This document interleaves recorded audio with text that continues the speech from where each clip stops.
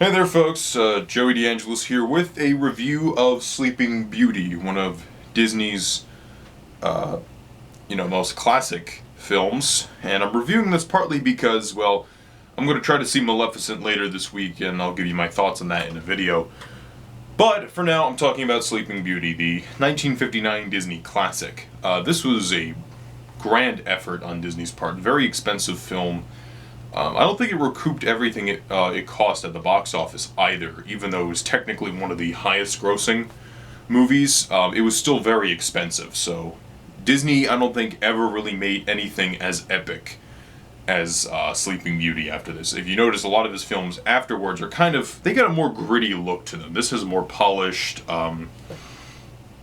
very polished look to it. And that's what is amazing about this movie. It's just so gorgeous to look at, but yet it's so different looking from some of Disney's earlier efforts, where they're a bit softer. This movie looks more like a stained glass painting in some ways. And there are certain, and like the way certain backgrounds are, they just don't look like Disney. They don't have the usual Disney quality like in Pinocchio or Snow White or Peter Pan or those earlier films. It just has a very distinct look to it. It also helps that the film is widescreen, and especially shots of like pageantry and action, you get the full scope, and that is really where the film shines, is in its spectacle.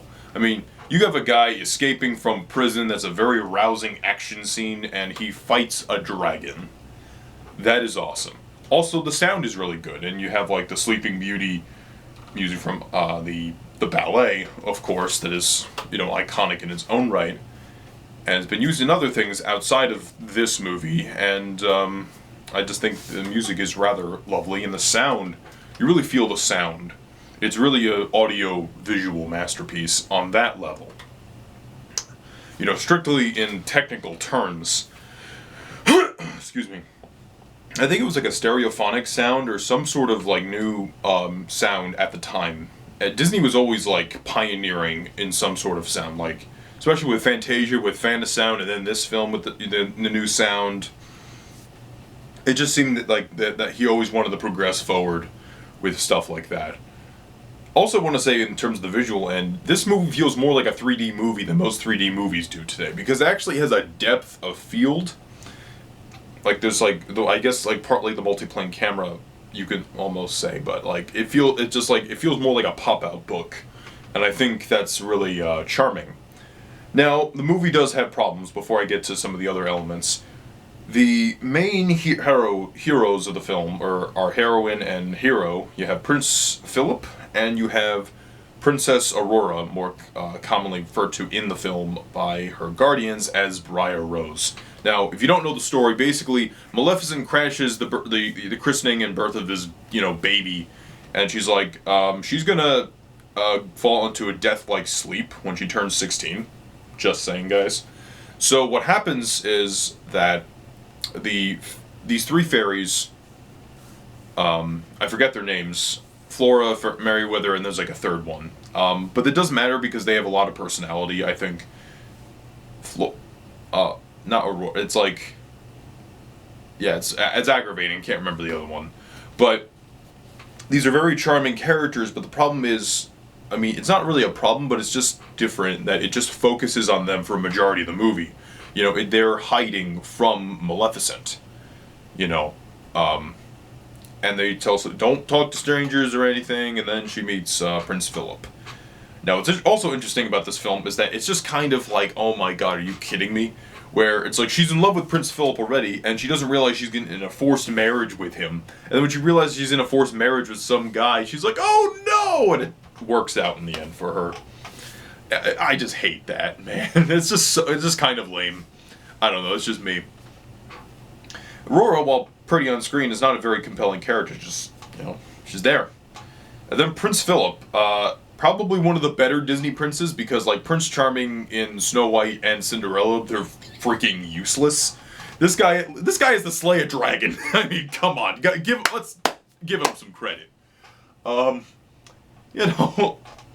the sad thing about him is, after a certain point in the movie, it's like 40 or 50 minutes in, he stops with all dialogue. Like, he says, "Goodbye, father," rides off, gets caught by Maleficent, escapes from Maleficent's dungeon. You know, there's a whole escape scene, slays the dragon, meets up with Snow White again, they dance, the end. With no dialogue for the rest of the film.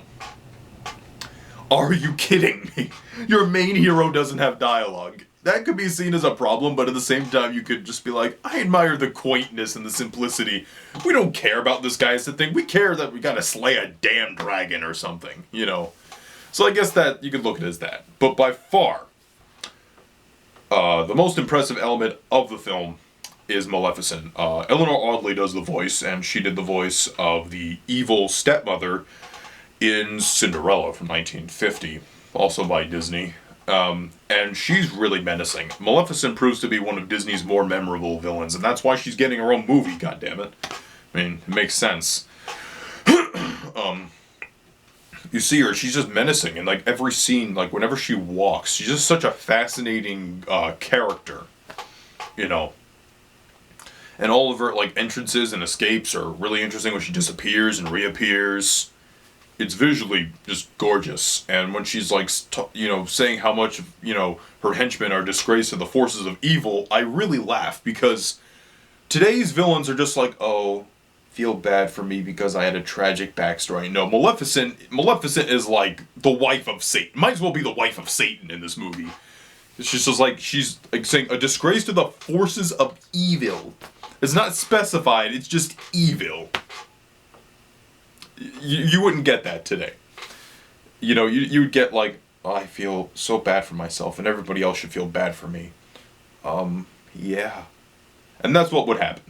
But ultimately she's also awesome because she says the word hell in a kid's movie. Win. And the dragon scene is awesome, and it's just really, also really memorable. It has like the cat when it like snaps its jaw, it sounds like a really loud like castanet going off, and when it's like roars and grunts, it's a very memorable creature. It's like the Bride of Frankenstein, where the bride doesn't show up very long, but it's a very memorable presence that kind of stays with you and becomes iconic in its own right.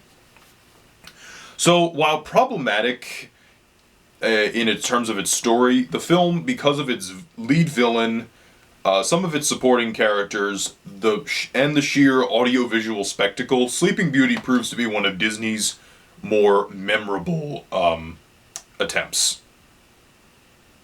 See you guys later.